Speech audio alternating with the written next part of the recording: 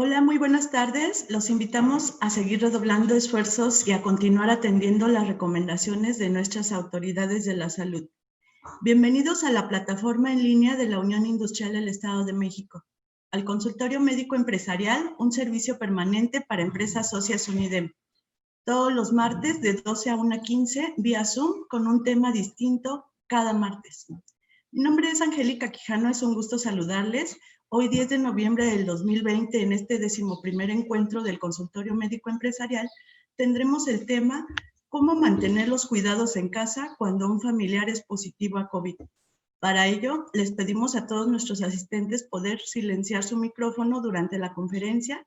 Las dudas técnicas, así como las preguntas para nuestro expositor, podrán ser escritas en el chat de esta plataforma, las cuales serán atendidas con mucho gusto. De acuerdo a nuestra orden del día, tendremos la bienvenida, la participación de nuestro expositor, la sesión de preguntas y respuestas y concluiremos con la clausura a la 1:15 de la tarde.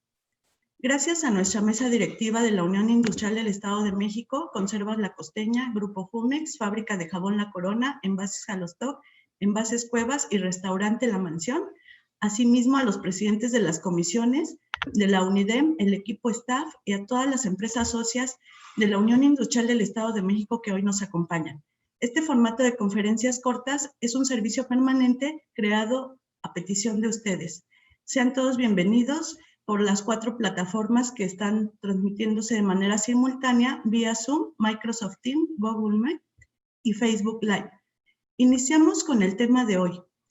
Agradecemos a la Comisión de Salud de la Unión Industrial del Estado de México, a su presidente, el doctor Raúl Rivera Padilla, de la empresa socia Medical Factor, por la coordinación de estos encuentros empresariales en materia de la salud. Presento con mucho gusto a nuestro expositor con un resumen de su semblanza. El doctor Emanuel López Delgado cuenta con 12 años de experiencia como médico cirujano y homeópata por el Instituto Politécnico Nacional. Tiene 8 años de experiencia en dirección con un máster en alta dirección estratégica de organización de salud por la Universidad Internacional Iberoamericana. Actualmente forma parte de la Academia Mexicana de Medicina de Primer Contacto. Tiene diversos estudios en Harvard Business Publishing en manejo de discapacidades, su rehabilitación, relaciones humanas, entre muchos otros. Es integrante activo de la Comisión de Salud de la Unión Industrial del Estado de México y hoy nos comparte el tema cómo mantener los cuidados en casa cuando un familiar es positivo a COVID. Escuchemos con atención al doctor Emanuel López Delgado. Bienvenido, doctor. Hola, Angie, muchas gracias. Bienvenidos todos. Pues bueno, nos volvemos a ver aquí en las sesiones. Déjenme empezar a proyectar.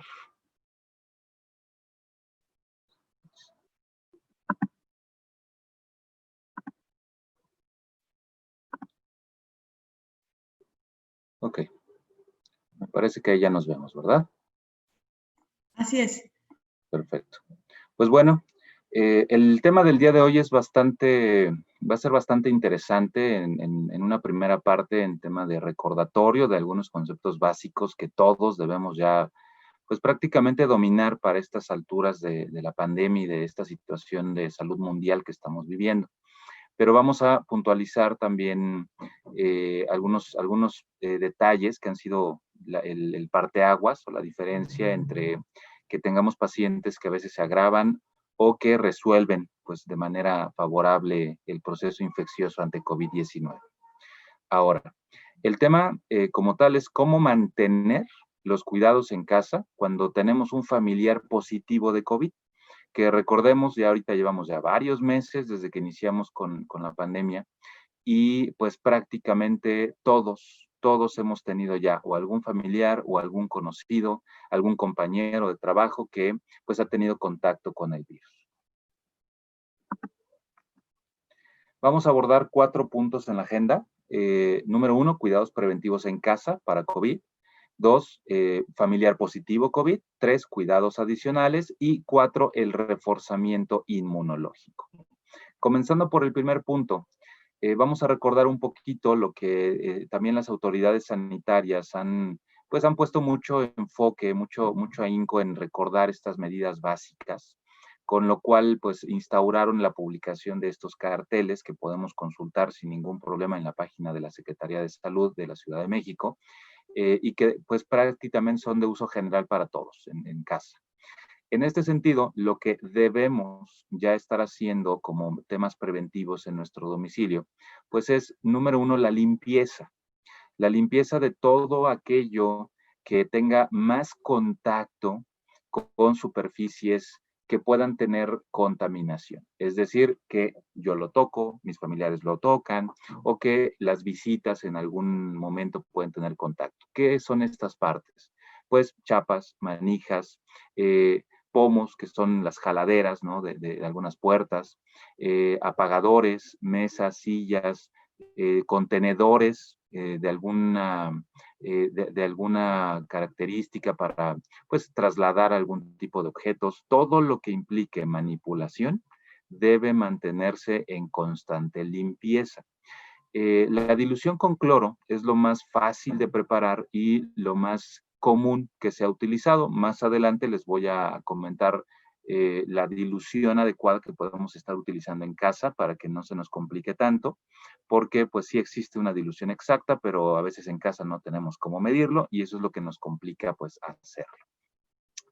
Número 2, tener un contenedor para llaves, dinero, celulares y todo lo que traigamos de la calle que no esté desinfectado. Es decir, la finalidad de este punto es que no estén las cosas regadas por toda la casa que han tenido contacto con el exterior.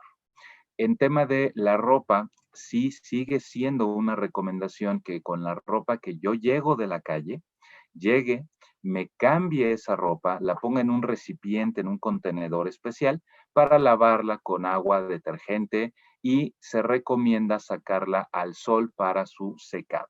Tampoco es dejarla horas, días remojando o días completos en el sol, no es necesario. Recordemos que la estructura del virus, del coronavirus, pues es muy delicada, muy lábil para el detergente, para el jabón común. No se necesita ningún jabón especial, es agua y jabón como lo podemos tener cualquiera en nuestro domicilio, jabón para ropa, es un lavado normal y se seca al exterior, secado, asunto terminado y lo podemos volver a utilizar sin ningún problema. El objetivo sí es apartar esta vestimenta para que no esté en contacto con el resto de la ropa de las demás personas con las que habitamos. El uso frecuente de alcohol en gel, el lavado de manos, sigue estando vigente. Y aunque estemos en casa, por favor, a veces extremamos precauciones estando fuera de nuestros domicilios, nos cuidamos demasiado, pero llegando al domicilio nos relajamos. No es que no debamos hacerlo, el domicilio pues debe ser un lugar seguro.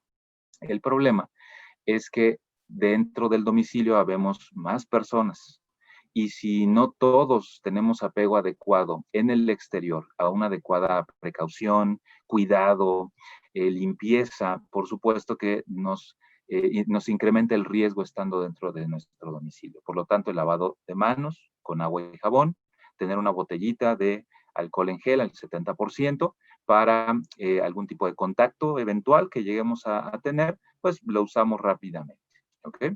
La limpieza de los equipos electrónicos dentro del hogar también tiene que convertirse ya en un tema rutinario. Esto no es nuevo. Ya los celulares y los equipos electrónicos se consideran, incluso antes de la pandemia, como un fomite, es decir, como un medio de contaminación de bacterias, de virus, y no lo hemos visto de esa forma, ¿no? Hay mucho la costumbre de, pues voy al sanitario y pues estoy ahí texteando, estoy navegando en redes sociales y pues aunque yo me lave las manos, al salir del sanitario, pues difícilmente vamos a lavar el equipo electrónico. Por lo tanto, debe convertirse ya en una costumbre de salud pública la limpieza constante de los equipos. Tampoco es mojarlos. Hay toallas de limpieza que ya tienen una preparación de etanol, que también es combinación de alcohol u otras sustancias desinfectantes para limpiarlos rutinariamente, igual que los lentes, es decir, toda superficie donde pueda haber un contacto. Y si podemos hacerlo, evitar salir de forma innecesaria. Si es un tema de labor, por supuesto, hay que hacerlo. ¿Qué hago si estoy dentro de mi casa y tengo que salir? Bueno, básica esta información, pero desafortunadamente en las últimas semanas hemos fallado mucho en eso. En un momentito abordo esos detalles, pero se nos está olvidando lo que tenemos que hacer como sociedad.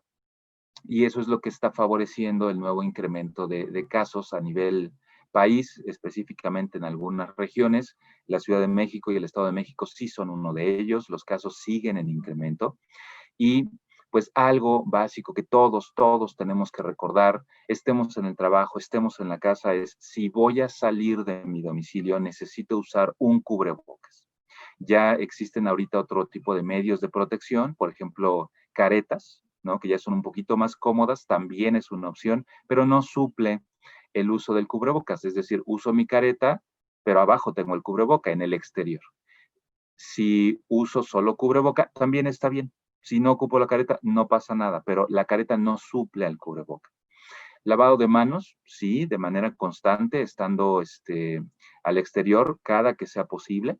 Llevar una botellita pequeñita, tampoco tan grande, de alcohol en gel al 70%, para cada que podamos tener algún contacto. Mantener la sana distancia sigue siendo vital.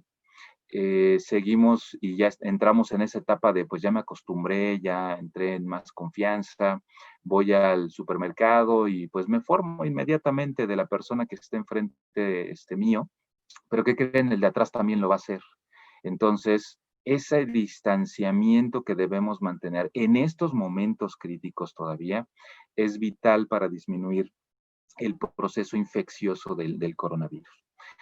Sigue vigente no saludar de mano, o beso o abrazo, es decir, evitar el contacto de cara con otras personas, evitar tocarnos la cara, los ojos, ya hay estudios, hay evidencia científica que demuestra que la vía de contaminación o de ingreso de este virus para nuestro cuerpo sigue siendo boca, nariz y mucosa ocular. Por lo tanto, no toquemos nuestra cara si estamos en el exterior, ¿ok? Eso es un ejercicio constante que debemos hacer. Ahorita se agrava por todo el tema del coronavirus, pero normalmente, pues así es la vía de contaminación normal para cualquier tipo de virus o bacteria. Por lo tanto, si cuidamos ese tipo de costumbres, de acciones, pues sí lo disminuimos. Se ha discutido mucho sobre es que por qué no puedo usar relojes, es que por qué me dicen que no uso aretes. Volvemos al mismo punto anterior. Se consideran fomites, es decir, los artefactos, los utensilios, la ropa adicional a la que tenemos, pues no la consideramos o no la vemos como un medio de contaminación, pero sí lo es. Es decir, los aretes que traemos cuando una mujer sale al exterior, pues difícilmente llega y los limpia, simplemente los retira y los guarda en su joyero. El reloj igual, los lentes, bufandas, mascadas. En el caso de los hombres, el uso de barba, claro que son fomites porque no los limpiamos frecuentemente, ¿ok? Por lo tanto, la disminución de su uso nos ayuda por mucho a disminuir el riesgo de contagio. Se comentó mucho y sigue vigente la etiqueta para estornudos y para toser. Es decir, si yo toso, porque no lo podemos evitar, ¿no? Si algo me irrita la garganta de manera momentánea o me estimula la nariz, pues claro que me va a dar un reflejo de estornudo o de tos.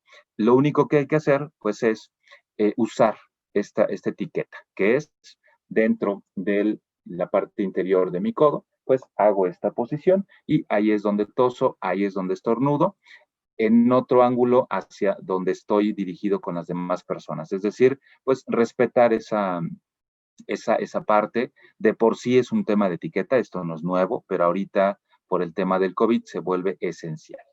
Y aquí viene otra vez la parte que nos une con nuestra casa. ¿Qué pasa si yo ya salí, por el motivo que haya sido, y tengo que regresar a mi casa? ¿Cómo tengo que comportarme? Bueno, número uno, el cubrebocas con el que llegamos a nuestro domicilio no es el mismo que vamos a utilizar dentro del domicilio si fuera necesario o al salir al otro día. Es decir, los cubrebocas, la mayoría, no todos, si son desechables, llego en ese momento que me estoy cambiando, que me estoy limpiando, me retiro el cubreboca y lo desecho en un contenedor especial para esos cubrebocas, en una bolsa cerrada. Si es un cubrebocas lavable que cumpla con las características que nos determina la autoridad sanitaria, pues en ese momento lo deposito en algún cesto para poderlo lavar adecuadamente. Lavarse las manos cuando llegamos del exterior es imprescindible. Es decir, si yo llego a mi domicilio, no basta con ponerme gel. ¿Ok? Si yo vengo de afuera, inmediatamente la acción es un lavado con agua y con jabón. Basta 20 segundos de este lavado, de este tallado de manera adecuada. No ahondaremos ahorita en alguna técnica especial, simplemente es la duración con agua y jabón abundante durante 20 minutos y después me enjuago las manos. Aquí quiero puntualizar un error un poco frecuente que pasa en este tema de hábitos, que hay personas que toman el jabón, abren la llave y dejan el agua corriendo mientras están haciendo su lavado de manos durante los 20 segundos. Esto es inadecuado porque desde el momento en el que yo me empiezo a tallar con el jabón, el agua empieza a arrastrar el jabón y no tiene un contacto duradero, es decir, estos 20 segundos, el jabón con la superficie, porque está siendo lavado constantemente con el agua. La forma adecuada es, llego, ligeramente me humedezco las manos, cierro la llave, me pongo jabón en las manos y durante 20 segundos efectivos voy a hacer mi lavado de manos, ¿ok? Procurando tallar todas las partes de mi mano, las zonas interdigitales, los deditos pulgares, para que pueda yo tener las manos limpias durante esos 20 segundos. Posterior a los 20 segundos, abro mi llave y me enjuago, ¿ok? Ese es un lavado efectivo en casa y en cualquier lugar donde estemos, si no estamos en un lugar que sea destinado para atender pacientes. Quitarnos los zapatos y limpiar la suela ahorita se tiene que volver una práctica frecuente. La recomendación es destinen cerca de la puerta de entrada de sus domicilios, no requiere mucho espacio, realmente un espacio de 30 por 30 basta, para que llegando se pueda limpiar la suela de los zapatos con esta dilución con cloro, con un tapete sanitizante, puede ser una jerga y empapada nada más con la dilución con cloro, pero es limpiar la suela y los zapatos los dejamos en esa zona, es decir, no contaminamos el interior de nuestro domicilio. Y el cambio de ropa para que todo el ciclo pueda estar completo. Si estuvieron demasiado expuestos, si estaba yo en el transporte público y escuché que tosían y había gente cerca de mí que yo vi con síntomas respiratorios, pues lo recomendable sí sería bañarse, ¿ok? Pero si estuve en mínimo contacto, no fue mucho tiempo, pues no, basta con un lavado de manos, tal vez me lave la cara y nada más, es decir, la parte que estuvo más expuesta. En estos dos carteles, en estas dos imágenes que estamos viendo, pues vemos de manera general lo que hay que hacer ya de manera rutinaria dentro de mi domicilio y lo que debo hacer si salgo y regreso a mi domicilio. Esto es lo que en estos momentos todos debemos tener ya acoplado. Debemos estarlo haciendo. Si no lo hemos hecho, por favor, los invito a que lo empiecen a practicar, lo dominen para que se vuelva parte rutinaria de su vida. Es decir, uno se acostumbra a este tipo de situaciones y ya no se vuelve pesado, realmente se va haciendo con cierta dinámica y eso nos disminuye, por supuesto, el riesgo. Una vez que hemos pasado esta primera parte, en donde ya sabemos lo que tenemos que hacer, pues bueno, aquí viene la parte que ahorita espero que no suceda, pero si sucede es, ¿qué pasa si yo he seguido con mis recomendaciones, me he cuidado, pero pues convivo con más gente dentro de mi casa, vivimos 3, 4, 5 personas, o es una unidad multifamiliar, y pues hay un familiar positivo con el que yo tengo contacto? para recordar un poco el hecho de que mi familiar sea positivo, debe sí o sí cumplir con uno de los siguientes 3 criterios. Es decir, 1, haber sido diagnosticado por un médico, por un profesional de la salud como un caso sospechoso. Aquí no se vale el me siento mal o no, yo creo que lo tengo. No, me siento mal, tengo síntomas, voy a que me revisen para que determinen si yo cumplo uno de estos 3 criterios. Y el primero es caso sospechoso.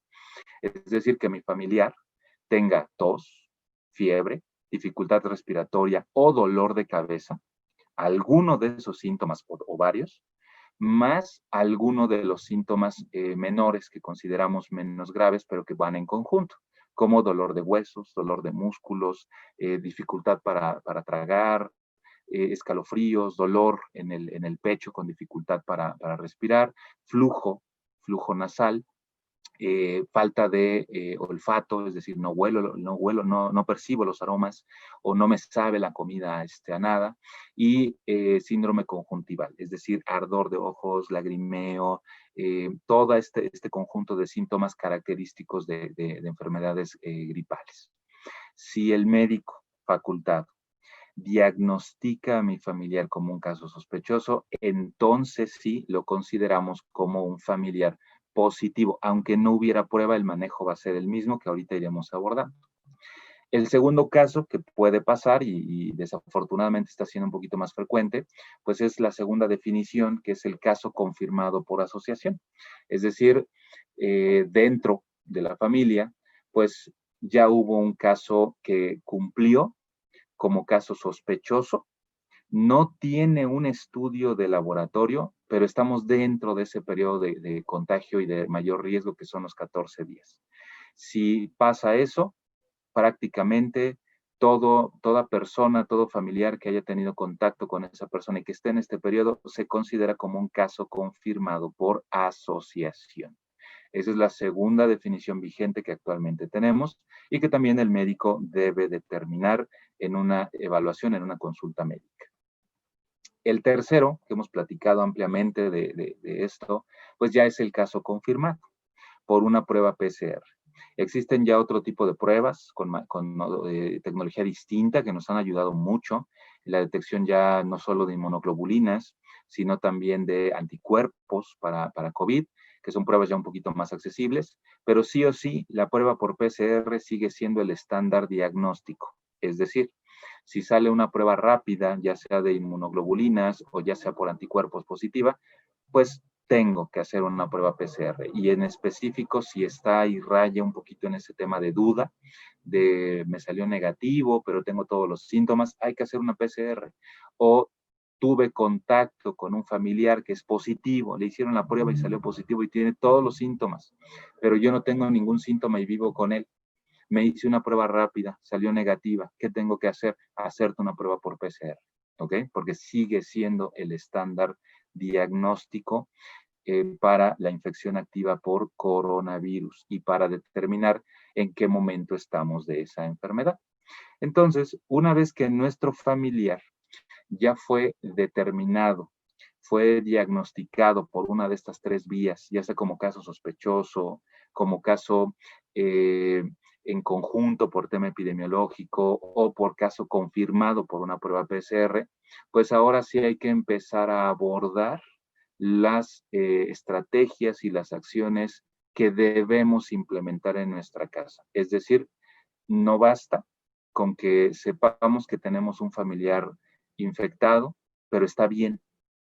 Voy al caso más, digamos, el más esperable, ¿no? Y el que esperemos que pase si en algún momento llega a haber un proceso infeccioso. No pasa nada, no tiene síntomas, se le quitó en 2, 3 días, pues ya pasó y todos los demás seguimos con nuestra vida normal. No, no basta con eso, hay que tomar ciertas medidas. ¿Y cuáles son esas medidas adicionales que todos debemos ir tomando? Bueno, número 1, y esto es cada vez sigue siendo más crítico en tema de recomendación, no subestimar los síntomas. ¿Por qué? Se está dando, entre más avanza esta pandemia, entre más meses, días transcurren, nos confiamos. En los seres humanos ocurre algo en tema psicológico y nos acostumbramos al riesgo. A nosotros nos ocurre en hospitales, nos ocurre en clínicas, de tanto paciente que vemos, de tantos factores de riesgos que vemos, nos acostumbramos y minimizamos el riesgo. Esto no debe pasar. No debemos subestimar los síntomas. ¿Por qué? Porque actualmente ya hay muchas personas que subestiman, que piensan que contagiarse por COVID no es grave, porque ven mucha gente ya a su alrededor que pasó por la enfermedad y no le pasó absolutamente nada, y que incluso puede llegar a ser benéfico para generar una inmunidad, ¿no? Mejor que me dé ahorita para que después no me vuelva a enfermar, y ya me quedo inmune contra COVID. Cualquiera de estos dos conceptos no es nada cercano al deber ser. Es decir, puede haber síntomas leves, por supuesto que sí, y afortunadamente son los más frecuentes, pero también hay personas que han perdido la vida de manera fulminante por esta infección. Y desafortunadamente, como no tenemos un buen esquema de medicina preventiva en nuestro país, ¿qué creen? No sabemos qué nos puede tocar. Ha habido personas jóvenes que aparentemente no tenían factores de riesgo que fallecen por COVID. ¿Por qué? Porque no tenían ningún diagnóstico previo, no se habían hecho estudios, no sabían que tenían alguna enfermedad y esto es lo que pues genera o aumenta esta mortalidad cuando hay esta combinación con el virus. También se han encontrado ya hay estudios que lo fundamentan a nivel, aquí en México, también en otros países, que los pacientes que cursaron con proceso infeccioso grave de la enfermedad sí quedan con secuelas importantes después de la infección. Y pueden ser variables, pueden ser secuelas pulmonares, secuelas en los riñones, en intestinos, a nivel neurológico.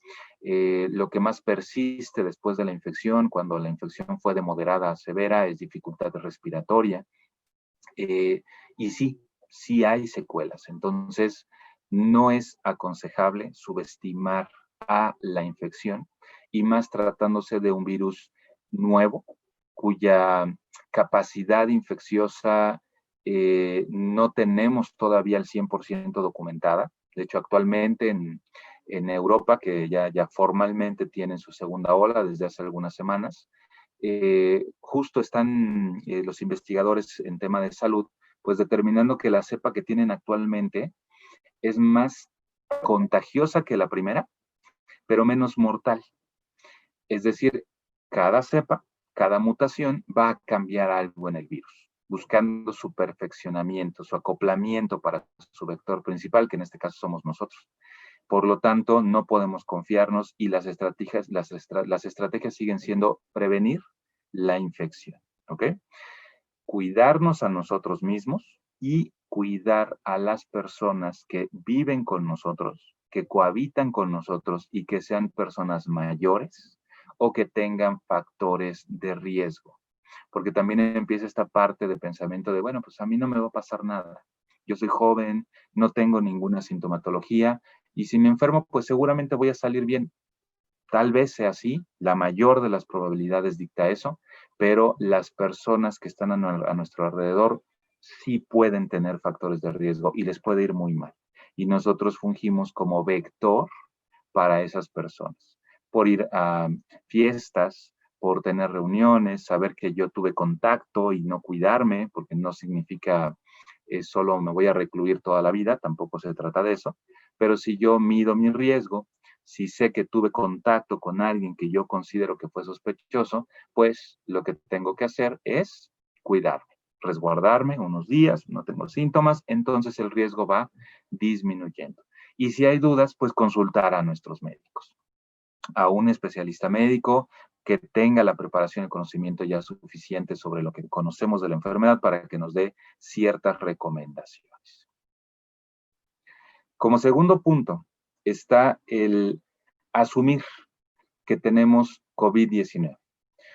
En tiempos de COVID, todo lo que se parezca a COVID puede ser COVID. Así es como hay que actuar presuntivamente antes de una revisión médica, ¿ok? Es decir, no minimizo los síntomas que tengo, es decir, no caigamos en lo que ya nos ha pasado en otras ocasiones, no en la pandemia, antes de la gripa se me quita ahorita, ¿no? 3 días, una semana, ahí está tos, ya me duró un poquito. Y hasta ahí empezamos a tomarle importancia. No minimicemos esos síntomas y asumamos que los síntomas que tenemos, si son raros, si no son frecuentes, puede ser que tengamos otro tipo de infección. Y ahí es donde debemos tomar precauciones adicionales. ¿Por qué? Porque las pruebas que tenemos, aunque ya hay gran variedad de pruebas ahorita, están las pruebas por PCR, repito, las pruebas rápidas, pero son muy limitadas. O a veces no tenemos el acceso en tema de recursos para poder hacer las pruebas tan frecuentemente como quisiéramos, ni para nosotros ni para toda nuestra familia. Por lo tanto, debemos asumir que podemos tener la infección. Y en ese momento, empieza una dinámica distinta en el hogar, es decir, no se esperen a que tomemos las medidas, porque si bien nos va a poder pasar ese mismo día, pero puede ser que esto suceda hasta 3 días después, 4 días después, en donde esa persona diga, no, ahora sí voy al médico. Y puede ser que ese diagnóstico se retrasó 3 o 4 días. Y todo el resto de la familia ya estuvo expuesto de manera innecesaria. Por lo tanto, ante el inicio de síntomas como fiebre, dolor muscular, sensación de dificultad respiratoria, tos o dolor de cabeza, que son los síntomas mayores o principales, en ese momento se empieza el aislamiento dentro del propio hogar para ese familiar. ¿Ok? No se esperen a tener un diagnóstico. Si 3, 4 días después va a consulta y el médico dice, no, lo que tú tienes es otra cosa, no cumples con los criterios, perfecto. En ese momento nos relajamos un poquito y mejor ya extrememos precauciones y tomemos otro tipo de dinámicas. ¿Vale? Ahora, como tercer punto, esto es muy, muy importante. Una vez que tenemos un familiar que determinamos como caso sospechoso si tiene la infección o tuvo asociación con otra persona que sí lo tuvo, hay que saber cuándo debe ir al hospital. El mayor índice de mortalidad por infección de coronavirus, que sí está asociado a enfermedades crónico-degenerativas, lo tenemos en pacientes que llegaron con síntomas críticos a los centros hospitalarios, a unidades de urgencia. Es decir, llegaron muy mal. ¿Por qué? Porque en sus domicilios empezaron a agravarse, pero esperaron demasiado tiempo para poder ser canalizados a una unidad de urgencias, donde pudieran darle otro tipo de cuidados o otro tipo de medicamentos. Aquí en esta parte, en este tercer punto, es muy importante que tanto el paciente como el cuidador, es decir, de toda la familia, hay que seleccionar a una persona, tal vez la más joven, pero que sea mayor de edad, evidentemente, como cuidador. Tal vez puede ser la esposa, puede ser uno de los hijos, puede ser cualquier persona que se determine como un cuidador, es decir, la persona que va a estar al tanto de que las medidas que mayormente podamos instalar se implementen. Ambas personas, tanto el paciente como el cuidador, deben tener esta información. ¿Cómo lo obtenemos? Preguntándole al médico. ¿Okay? Existe ya mucha información también en redes sociales, en internet, pero yo les sugiero que aparte de eso, le pregunten al médico, oye doctor, ¿qué síntomas debo tener pues precaución? ¿No? O sea, si veo que me alarmo un poquito para que atendamos a tiempo a mi familiar. Bueno, los principales datos de emergencia que debemos detectar es la falta de aire o sensación de dificultad respiratoria. Si nuestro familiar comienza con sofocación, comienza con me falta el aire, comienza con abran las ventanas, comienza con camina un cuarto, unos cuantos metros, y se agita, en ese momento debe ser referido al hospital. Es decir, no se esperen a ver si mejora su familiar. Eso no va a suceder sin un tratamiento más especializado. Si tenemos la posibilidad de tener un oxímetro, que son muy pequeñitos, se colocan en el dedo y miden la saturación de oxígeno, pues podemos saberlo con mucho más certeza. Prácticamente lo colocamos en el dedo y con eso ya medimos la saturación de oxígeno y sabemos cómo está la oxigenación en sangre y podemos tomar ese tipo de decisiones. Otro síntoma crítico es el estado general de mi familiar, es decir, lo veo muy decaído, ayer hablaba, ayer se paró un poquito, pero hoy ya no se paró de la cama, está postrado en la cama y prácticamente se la pasa durmiendo. Cuidado, cuidado, porque el estado general del familiar está siendo afectado y puede estar asociado a una baja de presión, puede estar asociado a otro tipo de factores que también van asociados a la infección. Y si esperamos, una vez que detectamos estos síntomas, cuando pidamos un servicio de urgencia o nosotros lo llevemos, el pronóstico va a ser peor, ¿ok? Si no creemos, porque puede pasar, no digo que sea el caso, que nuestro familiar esté siendo honesto, entonces debemos observarlo. ¿Por qué? Porque sí va a pasar. Todos cursamos con eso, nos hacemos los fuertes, ¿no? No queremos preocupar a nuestra familia, minimizamos los síntomas. No, yo creo que me siento. O no, espérame, vamos a ver cómo me siento en una hora. No, mejor me recuesto tantito y con eso me recupero.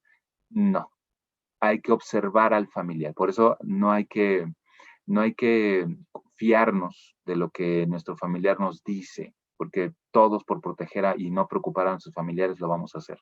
Por lo tanto, hay que observarlo. Si vemos que se agita, si vemos que al comer o tratar de comer se agitan, al ir al baño, al sanitario, hay agitación, hay dificultad, hay dolor, se agarra constantemente el pecho, cuidado. Esos ya son síntomas de alarma que ameritan que ese familiar vaya al hospital a ser valorado y, si es necesario, a recibir otro tipo de tratamiento más especializado. Como punto 4, viene el aislamiento dentro del hogar. Y este punto solo es para los pacientes o familiares que no tuvieron, no requirieron ser hospitalizados. Es decir, mi familiar pues está bien, afortunadamente, tiene síntomas menores, pues sí tiene tos, tiene un poco de fiebre, malestar general, pero no está mal. Está bien, mi familiar está estable. Lo que tenemos que hacer en casa es determinar una zona de aislamiento. Claro, no todos los domicilios son iguales, algunos contamos con más cuartos. En el caso de que eso ocurra, pues podríamos destinarle un cuarto a esa persona y los demás duermen separados. Si no fuera el caso y la convivencia tuviera que ser más estrecha, estaríamos dando por hecho que el grado de riesgo de contacto va a ser muy alto. Por lo tanto, la implementación del resto de las medidas va a ser trascendental. Es decir, no importa con quién viva esa persona, no importa si es una o 6 personas con las que viven en casa, todas deben saber que va a haber un área o horarios o forma de utilizar ciertos utensilios para esta persona. ¿Como cuáles?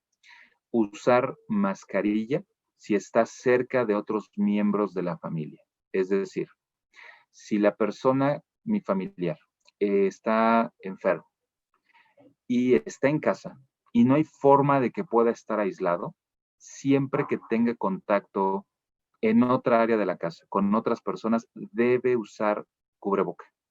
El paciente enfermo. Algunas personas o pacientes me dicen, es que no puedo respirar y me lo quito.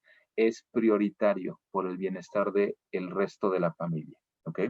Y también la familia debe usarlo, pero el riesgo se disminuye mucho más si la persona que está enferma usa el cubreboca. Definitivamente evitar visitas. Somos muy dados nosotros como mexicanos a acompañar, ¿no?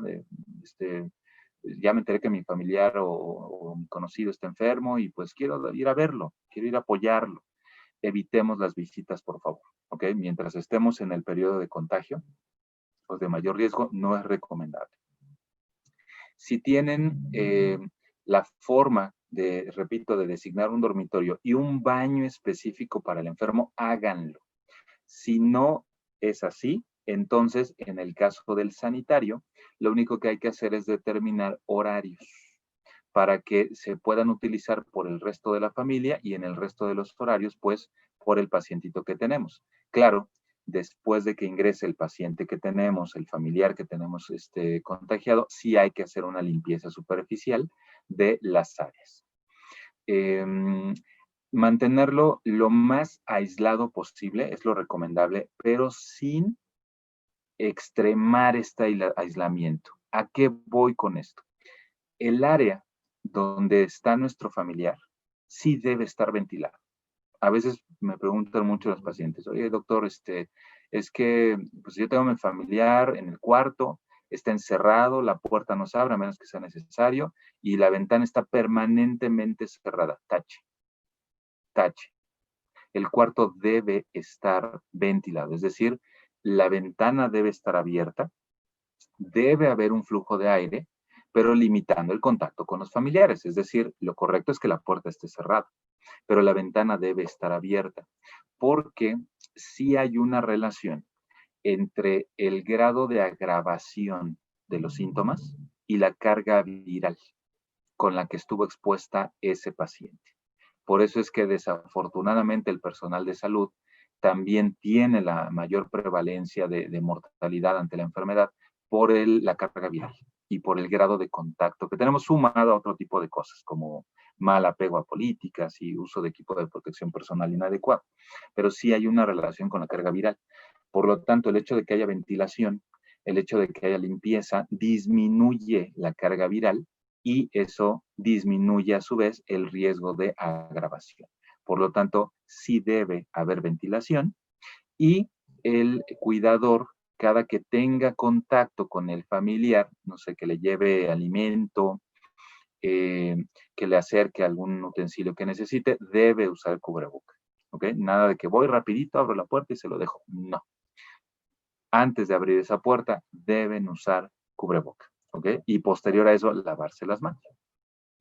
En tema de utensilios, lo que se recomienda es que los utensilios de cocina, de cama y de baño que esté utilizando nuestro familiar sean solo para él, que no sean de uso común para el resto de la familia. Es decir, él usa este plato, usa estos cubiertos, usa estas sábanas, usa esta colcha y en el sanitario, pues este es su rollo de papel, este es su jabón, este es su toalla.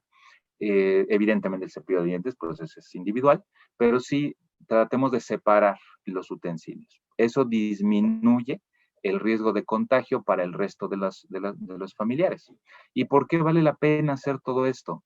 Porque sí sucede que si hacemos todo esto correctamente, aunque esa persona viviera con más personas, con 3 o 4 personas, ¿qué creen?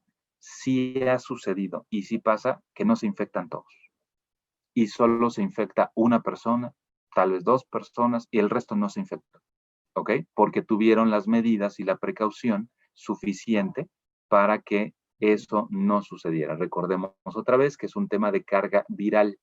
Si yo tengo contacto con el virus, pero fueron pocas cepas, el número de virus que me inoculó no fue el suficiente, no va a generar una infección. Pero si fue suficiente y sobrepasó mi capacidad defensiva, sí va a haber un proceso infeccioso.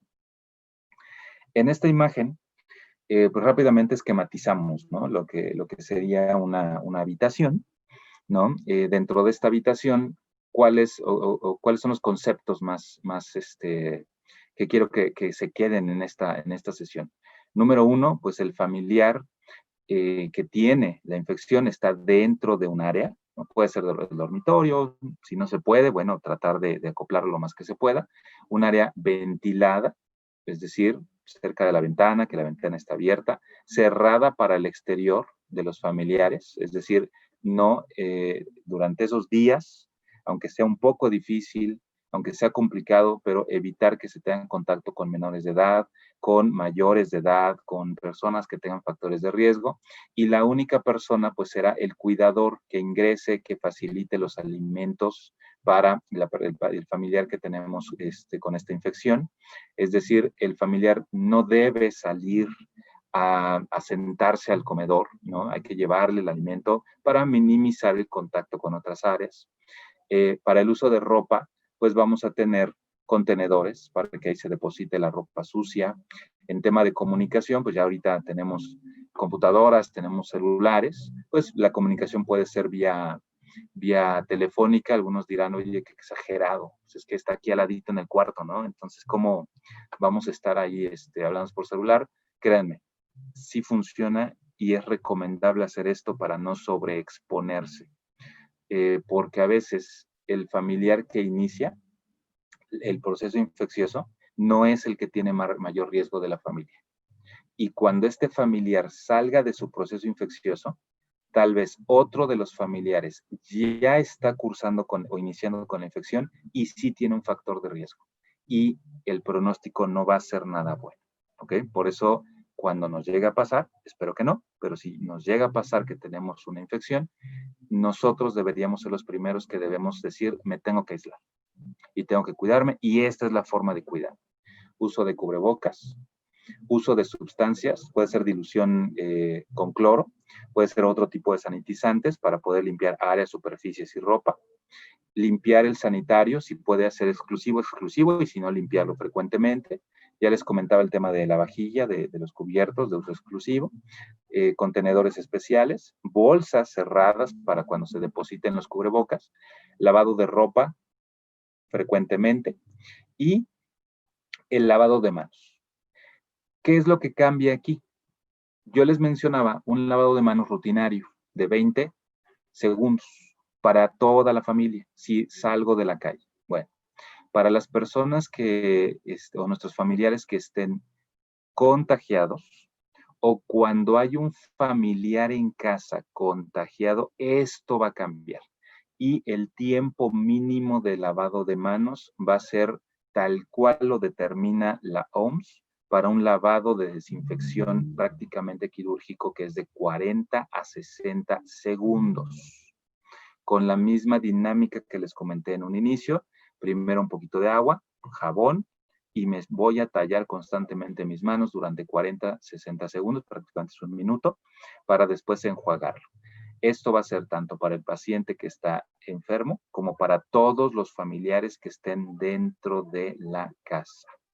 Esa es la variante en tiempo para lavado de manos cuando tenemos un pacientito en estas condiciones y que es nuestro familiar.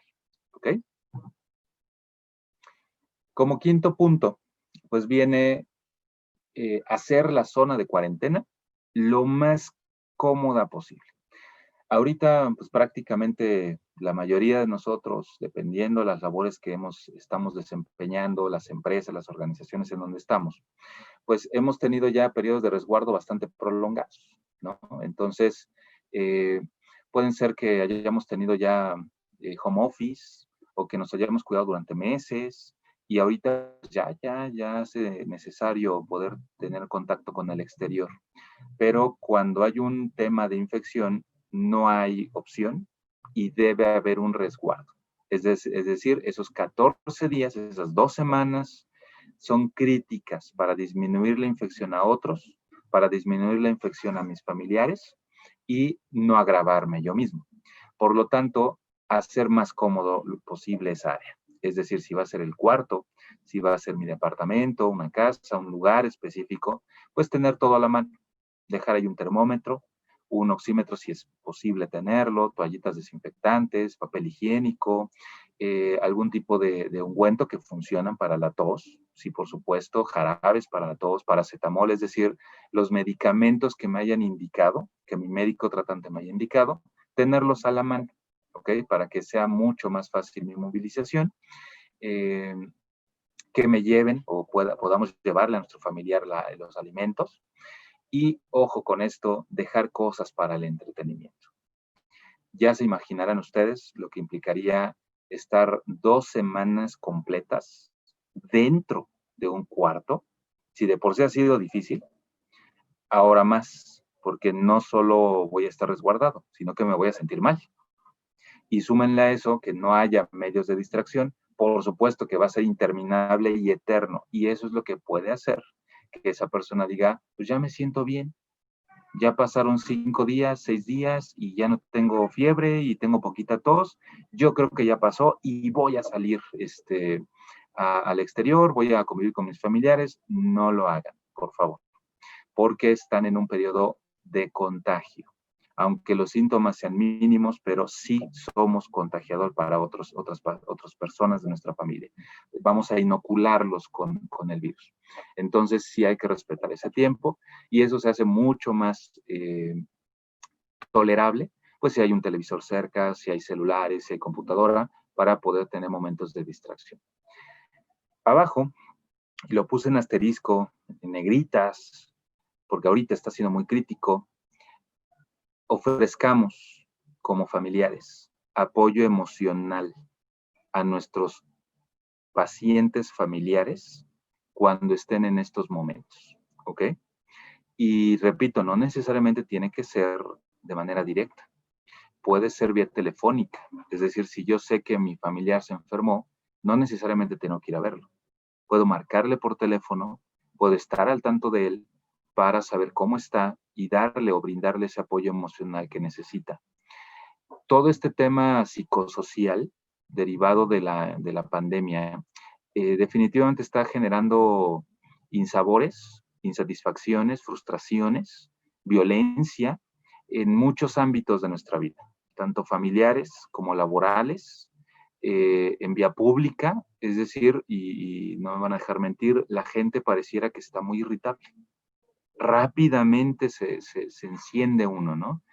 Hay conflictos en todas partes, el colaborador pues ya se inconformó y ya generó un problema, o mi familiar, yo llegué a la casa y solo hice un comentario y ya hubo un problema, en la calle, nada más porque iba yo a pasar y el carro también y ya hubo un problema. Entonces, todo este tema psicosocial a nivel mundial está generando este tipo de emociones, es ansiedad, en algunos casos es depresión, en algunos casos desata crisis neuróticas. Entonces no estamos exentos de eso, ni nosotros ni nuestros familiares. Por lo tanto, el apoyo emocional en este momento, que consideramos muy crítico, va a ser esencial. Es decir, estar al tanto de nuestro familiar. Pregúntale cómo te sientes, oye, ¿qué necesitas? Emocionalmente, ¿cómo estás? No nada más físicamente, ¿en qué te podemos apoyar?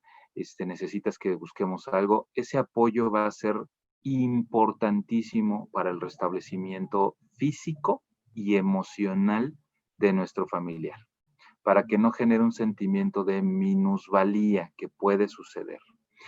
Es decir, estoy enfermo y es un virus que ha matado a mucha gente y me puedo yo morir y qué va a pasar si me muero. Entonces, todo ese proceso que mentalmente va a suceder en esa persona, que creen, también afecta a su sistema inmunológico. ¿Ok? Esta parte de, pues es que me deprimí, pasó algo muy triste y me dio gripa, ¿qué creen si sucede? El sistema inmunológico responde ante las emociones, responde ante el estado anímico de esa persona, y si hay una depresión emocional, el sistema inmunológico sí baja su nivel de actividad a nivel celular. Por lo tanto, por eso aparecen cierto tipo de infecciones o cierto tipo de enfermedades asociadas. Aquí no va a ser la excepción. Por lo tanto, para evitar una agravación, pues hay que mantener los ánimos lo mejor que se pueda y el acompañamiento para nuestros familiares. En tema organizacional, y esto se lo recomiendo a todos nuestros socios en tema organizacional, las empresas deben ya implementar apoyos emocionales a sus colaboradores. Y no implica mayor inversión, en verdad. No implica mayor atención extra a lo que ya estemos haciendo. Prácticamente esto lo pueden hacer los jefes directos. Es decir, a veces nos quedamos un poco distanciados en el sentido de que, ay, a fulanito ya le dio y salió positivo y pues ya lo mandamos a su casa, ¿no? Y está bien, afortunadamente está bien, y pues que nos avise en 14 días cuando se sienta mejor y ya regresará. El adicional y lo que hace la diferencia y a la par genera mayor apego organizacional por tema de pertenencia es, hay que marcarle a ese colaborador. Aunque esté bien, oye fulanito, ¿cómo sigues? ¿Qué necesitas? No, pues voy bien, perfecto, échale ganas, descansa, recupérate, nos vemos acá cuando regreses. Ese tipo de llamadas cortas que no toma más de, tal vez 5 minutos, hacen la diferencia en un tema emocional para los colaboradores. Y como efecto secundario benéfico, sí genera una percepción de pertenencia y de permanencia de los colaboradores con la organización. Y créanme que en estos momentos eso es lo que hace la diferencia entre que ese colaborador muestre mucho agradecimiento para su organización, aunque no se haya puesto grave, aunque no hubo un apoyo en otro sentido, pero el nivel de pertenencia de ese colaborador aumenta por mucho, porque una llamada de ese tipo, pues la esperamos de un familiar, la esperamos de alguien que nos estima de manera personal. Recibirla de parte de la organización hace una diferencia enorme a nivel organizacional de desempeño de ese colaborador y de pertenencia. Y hoy por hoy es algo que debemos ya las organizaciones empezar a hacer y seguir haciendo de manera indefinida. Aprovechemos estos momentos para poderlo realizar. Como sexto punto, prácticamente ya para ir finalizando en estos temas, pues la limpieza y la desinfección del hogar. Es decir, limpiar las superficies, artículos de contacto como teléfonos, control remoto, mesas, sillones, respaldos, de manera general en toda la casa, no nada más en el área donde está resguardado nuestro familiar. El uso de alcohol en gel al 70% y el lavado frecuente de manos, que ya lo habíamos comentado. Ahora, les había platicado cómo hacemos la dilución con cloro. Existen ahorita en el mercado muchas sustancias desinfectantes. Yo les recomiendo que utilicemos la que tengan a la mano, pero que sea confiable, porque desafortunadamente ya nos ha pasado que, es que iba yo pasando y me vendieron esta solución desinfectante, ¿no? Y que no es cloro y no hace daño, pero pues no trae ni etiqueta. Es más, no sabemos qué trae adentro. Pudiera ser agua normal y no lo sabemos. Entonces, no importa la marca, no importa de dónde es, pero que sea confiable. Es decir, que tenga pues un respaldo en tema de producción, en tema de procedencia. Lo ideal es que con una dilución de cloro al 0.2% podamos esterilizar y desinfectar adecuadamente todo nuestro hogar sin sobreexponernos a los efectos tóxicos del cloro. Porque nos ha pasado mucho de, oye, ¿cómo diluyes tu cloro? Pues le echo 1 litro de agua y el chorrito de cloro. Bueno, el chorrito es igual a no sabemos cuánto cloro llevaba. Y después nos vamos a dar cuenta que es que trapeó y me ardieron los ojos. Es que cada que limpio empiezo a toser. Es que me estoy enfermando y creo que es COVID, pero ¿qué creen? Es por el exceso de cloro. O sea, genera una reacción irritativa para todas las mucosas del cloro y es tóxico, evidentemente. Entonces, en el hogar no debemos utilizar una dilución mayor al 2%, al 0.2%. Prácticamente las diluciones comerciales de cloro vienen al 5 o 6%, pero considerémosla como el total, es decir, un 100%. Para no meternos en complicaciones de no tengo para medirlo, no tengo una taza medidora o algo, es una cucharada sopera de cloro, la marca que ustedes elijan, más 2 tazas normales, medianas, no tazas de las chocolateras enormes que luego venden de 2 litros, más 2 tazas medianas de agua. Esa dilución, en esa proporción, les va a dar una dilución de hipoclorito de sodio, que así se conoce, al 0.2%. Esta es la forma más común, más amigable que todos podemos tener en casa para no complicarnos la vida. Esa dilución la vamos a vaciar en un rociador o en un recipiente que no sea transparente, porque el cloro se inactiva con la luz solar. Si se dan cuenta, no existe ningún bote de cloro transparente. Todos son blancos, mate, o son de otro color. ¿Por qué? Porque necesita tener opacidad, es decir, no puede estar expuesto a la luz. Es donde lo coloquemos, por favor, debe estar oscuro, porque si lo colocamos en un recipiente oscuro, nos puede durar esa dilución 7 días completos, sin ningún problema. Pero si lo colocamos en un aspersor, en un atomizador transparente, al otro día hay que cambiarlo, hay que desecharlo porque se inactiva el cloro. Y esta dilución nos va a servir para limpiar todo tipo de superficies, desde el piso para trapear, desde perillas, el baño, el sanitario, los muebles, los burós, la mesa, todo lo que sean superficies, podemos limpiarlo con esta dilución. Es la forma más sencilla que todos podemos utilizar. Si deciden utilizar otro tipo de desinfectantes, no hay problema. Solo corroboren la forma de diluirlo o de prepararlo para que se pueda utilizar y no genere un efecto nocivo o que no genere un efecto para desinfectar. Importante para recordar, el virus se transmite de persona a persona. ¿Ok? Si tengo contacto con una persona infectada y esta persona tose, estornuda, va a generar estas pequeñas gotitas, gotículas que flotan momentáneamente en el aire, pueden dispersarse desde 1.8 metros hasta 4 metros si la persona tosió, y si yo no tengo cubreboca, pues voy a estar expuesto. Y también con contacto de superficies que estuvieron en contacto con este tipo de fluidos, es decir, barandales, perillas de manijas de coches, en el metro pues ni se diga, ¿no? Cualquier superficie está expuesta, por eso el uso importante de cubrebocas, distanciamiento, lavado de manos, uso de gel y no tocarse la cara cuando estamos en vía pública, ¿ok? Como último punto, pues algo que nos ha funcionado mucho y me han preguntado mucho, por eso quiero abordar un poquito el tema, el reforzamiento inmunológico. Doctor, es que mi paciente está bien, tiene tos, tiene un poco de gripa, pero me preocupa porque pues es diabético. Está bien compensado, está bien controlado afortunadamente, pero es diabético. O dentro de la casa hay un familiar enfermo, pero mi mamá o mi tío o con quien vivamos tiene un factor de riesgo. ¿Qué necesitamos hacer? No existe ahorita ningún tratamiento, quiero aclarar, que sea preventivo para COVID. ¿Ok? Lo que hacen los tratamientos que implementamos actualmente es disminuir el riesgo o aumentar la respuesta inmunológica de esa persona. Y aquí es donde entra el factor de transferencia, que muchos nos han preguntado, ¿funciona, no funciona? ¿Cómo me lo tomo?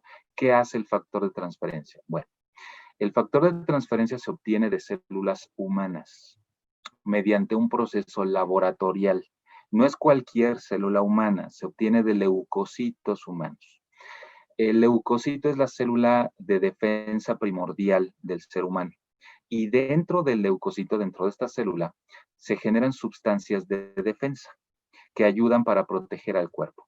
A nivel laboratorial, estas células se rompe y se extrae parte esencial de su contenido.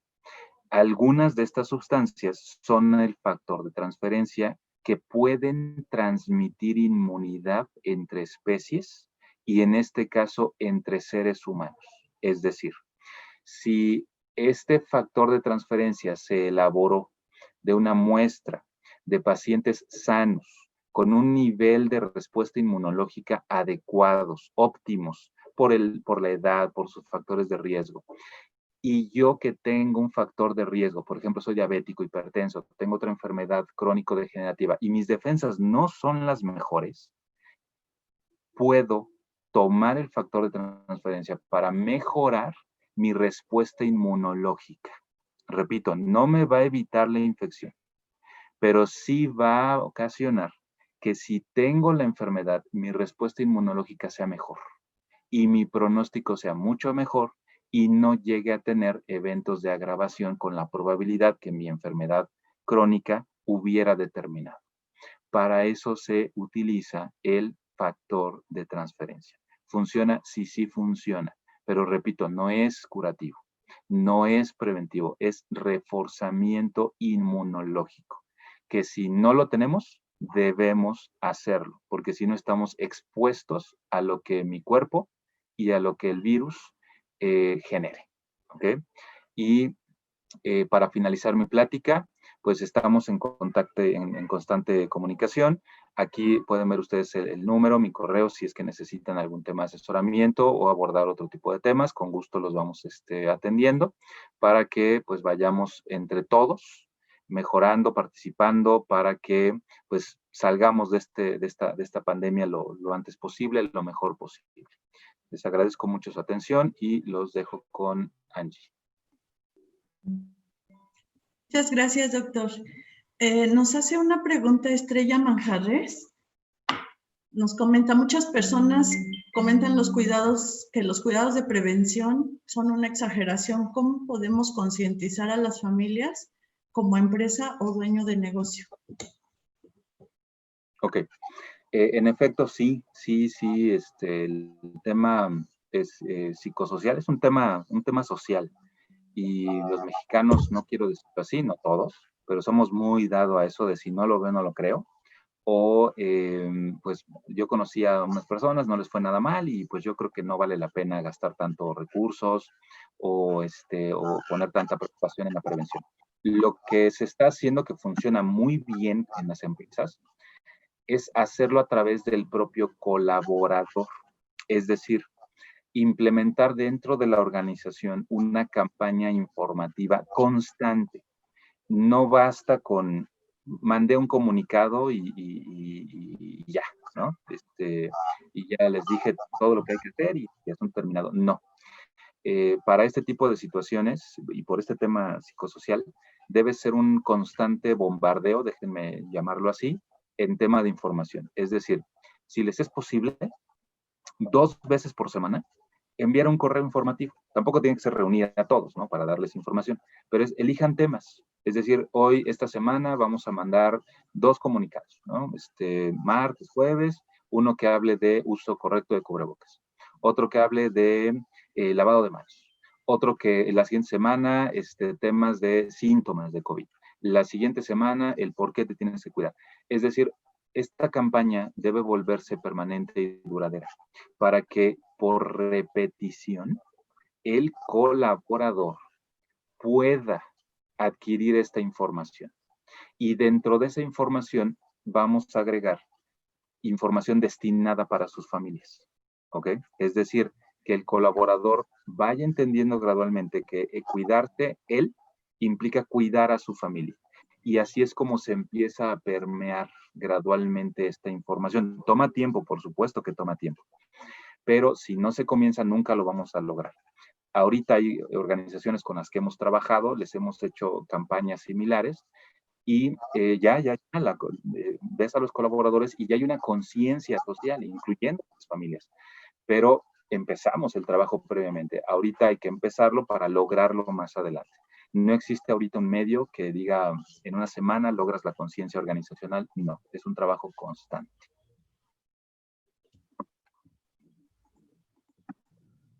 Preguntan aquí, en cuanto a su experiencia, ¿qué opina acerca del uso de los dispositivos que están vendiendo luz ultravioleta y para la desinfección de llaves, celulares, etcétera? ¿Sirven? Por otro lado, los pacientes se pueden meter a bañar. Ok, respondo la primera pregunta. Sí, la luz ultravioleta funciona para desinfectar áreas, incluso se utiliza a nivel quirúrgico para poder eliminar completamente virus, parásitos, bacterias. Es sensacional la luz ultravioleta, pero requiere un nivel de especialización en su producción. Es decir, sí hay equipos portátiles que están comercializando de luz ultravioleta. Funcionan, podría decirles que por el concepto de la luz ultravioleta sí, pero no les puedo garantizar que tiene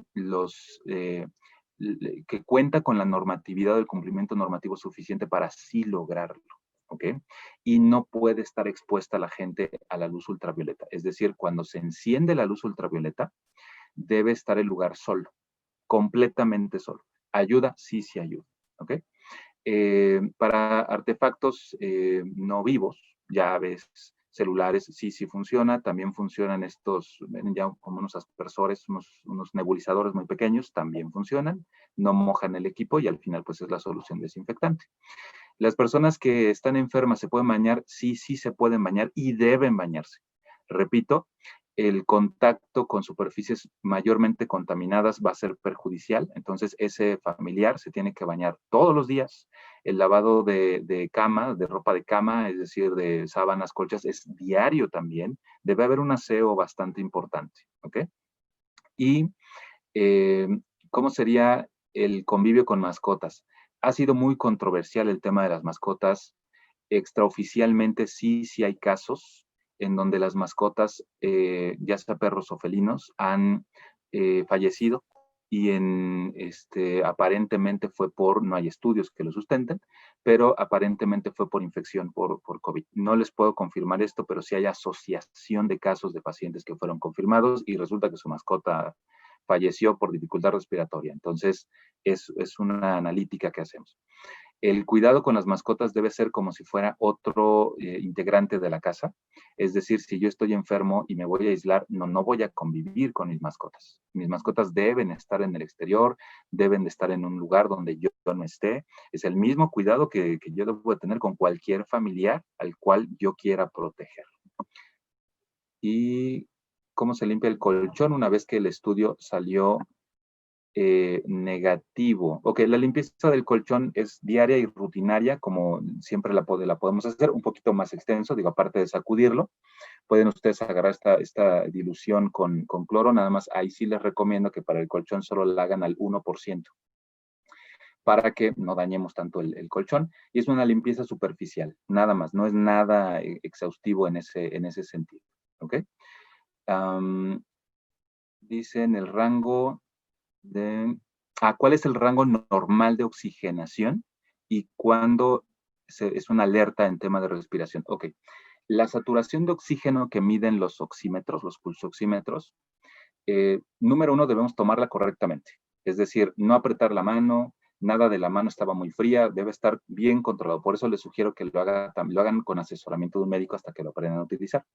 Se coloca en el dedo índice en la mayoría de los casos y la oxigenación normal es de 95 y puede llegar a 100. En raros casos llega a 100, pero un rango de 95, 98 es totalmente normal. Por abajo de 95, es decir, de 90 a 94.9, no significa que esté yo mal. Significa que debo ver si tengo otros síntomas. Porque si yo estoy bien, no me siento mal, corro, camino, bajo escaleras y estoy completamente normal y mi oxigenación salió en 92, no pasa nada. Es algo raro, pero sí puede suceder. Pero si tengo 92 y tengo dificultad respiratoria y me agito, aguas, sí es una hipoxia. ¿Ok?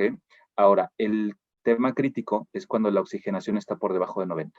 Prácticamente ninguna situación normal lo baja de 90, a menos que esté yo congelado o congelándome. Entonces, por abajo de 90 implica un foco rojo y saber qué está pasando con ese familiar, llevarlo al médico, evidentemente. Disminución de gusto. Si solo presenté gripa y disminución de gusto y olfato, ¿qué hago? Me realizo la prueba, una simple gripe puede quitarme el gusto y el olfato. Ok, respuesta, no. Una gripa no quita el olfato y no quita el gusto. Genera constipación, es decir, me puedo sentir mormado, pero el olor o la comida me saben, tal vez en una intensidad menor, pero sí me saben. El síntoma neurológico que da COVID es no huelo absolutamente nada y no hay una sensación de constipación.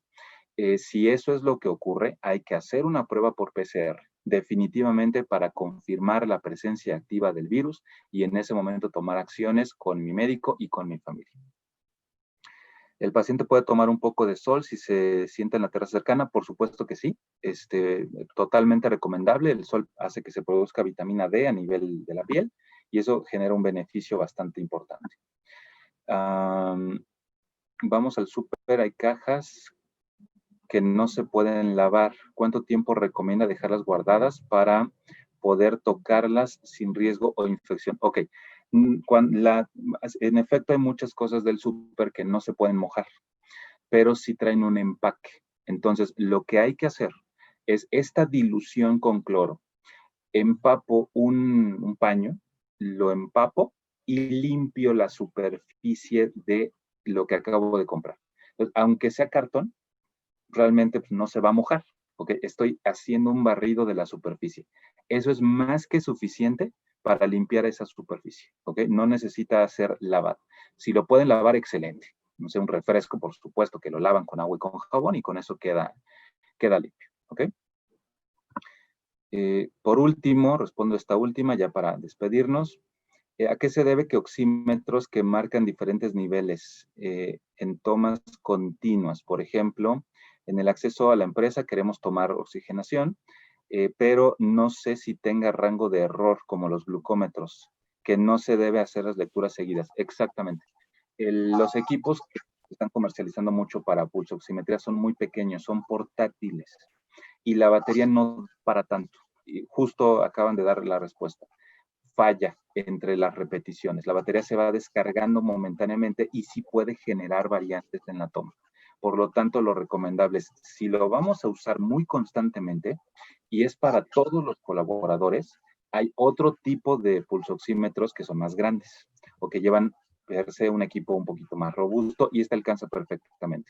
Si no es opción y tenemos el pequeño, lo que hay que hacer es dejar el equipo, o sea, esperar a que se apague, porque por inactividad te apagan, se apaga, dejamos que pase un minuto y volvemos a encenderlo para tomar el siguiente. Esto dificulta evidentemente los procesos de entrada, eso es un hecho.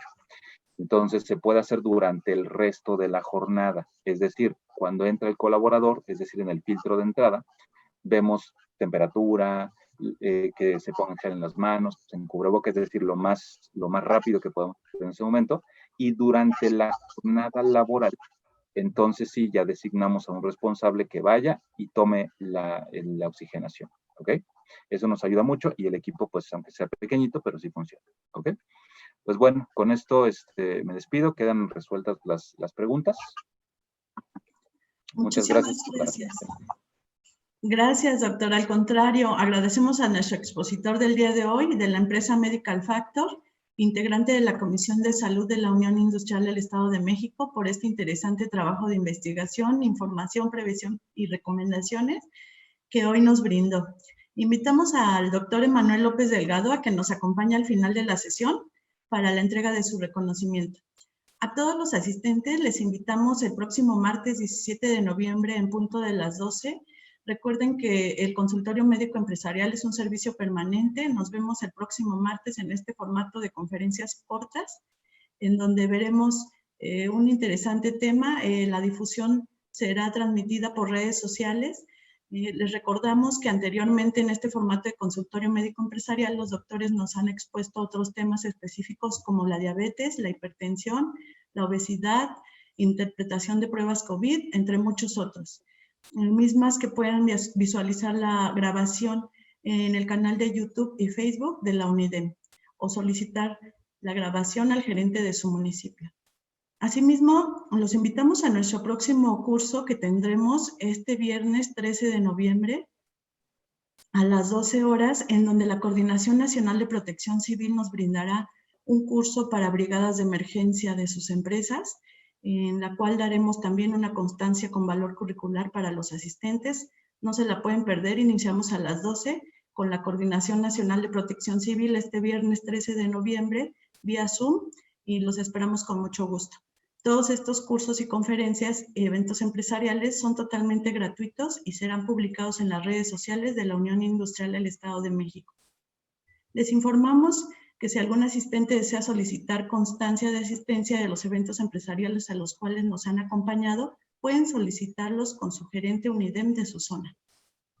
Queremos agradecer a los más de 252 empresarios que nos acompañaron el día de hoy por las 4 plataformas que de manera simultánea transmitió mi compañero el ingeniero Jesús Troya, a quien le agradezco, vía Zoom, Microsoft Teams, Google Meet y Facebook Live. Sigamos atendiendo las recomendaciones de nuestras autoridades de la salud. La unión hace la fuerza. Finalizamos la reunión del consultorio médico empresarial del día de hoy y entregamos con mucho gusto el reconocimiento a nuestro expositor por este trabajo de investigación, para lo cual presento al ingeniero Eduardo Vergara, quien es miembro de la Unión Industrial del Estado de México, para que nos comparta el reconocimiento y nos dé la clausura de este consultorio médico empresarial. Bienvenido, ingeniero, gracias. Muchas gracias, Angélica. Muy buenas tardes a todos. Y bueno, antes de entregar el merecido reconocimiento al doctor Emanuel López, quisiera nada más comentar sobre lo que nos dijo la señorita Estrella Manjarres y las recomendaciones del doctor Emanuel sobre cómo hacer para concientizar a las familias como empresa o dueños de negocios que adopten este tipo de medidas. Y bueno, la experiencia que nosotros tenemos trabajando muchos años con estudiantes es el reto de concientizar a las familias sobre la importancia de adoptar un conocimiento que pues no solo los médicos, psicólogos o incluso asesores financieros y especialistas de desarrollo familiar coincidimos en la misma respuesta. No es suficiente, como bien lo dice el doctor López, no es suficiente tener la información adecuada. Se requiere un método que nos permita crear hábitos en la familia de todas las edades y la única manera de crear hábitos es con repeticiones cotidianas de la misma acción. Sin embargo, esto requiere de alguien que evalúe las acciones y que dé seguimiento a sus resultados. Y es el método que estamos aplicando nosotros desde hace muchos años, por eso en coordinación con las comisiones de la UNIDEM. Vamos a buscar la forma, que de hecho ya tenemos alguna propuesta para ofrecer esta información a partir de la comisión médica o de las demás comisiones. Estaremos buscando con la UNIDEM cómo hacerlo, para ofrecerle a las familias métodos en la familia que los trabajadores puedan adoptar a través de su centro laboral y que esto pueda ser visualizado y evaluado semana con semana. Dicho esto, pues no me queda más que darle el reconocimiento merecido, como siempre, al doctor Emanuel López Delgado. Se le ofrece este reconocimiento como integrante de la Comisión de Salud de la UNIDEM por su destacada participación como expositor en la conferencia en línea Cómo mantener los cuidados en casa cuando un familiar es positivo de COVID-19. Su apoyo invaluable contribuye a engrandecer al sector industrial del Estado de México y está firmado el reconocimiento, como siempre, por nuestro director general, el maestro Francisco José Cuevas Tobarganes, de la Unión, director general de la Unión Industrial del Estado de México. Les agradecemos mucho su atención a esta interesante conferencia. Muchas gracias, doctor.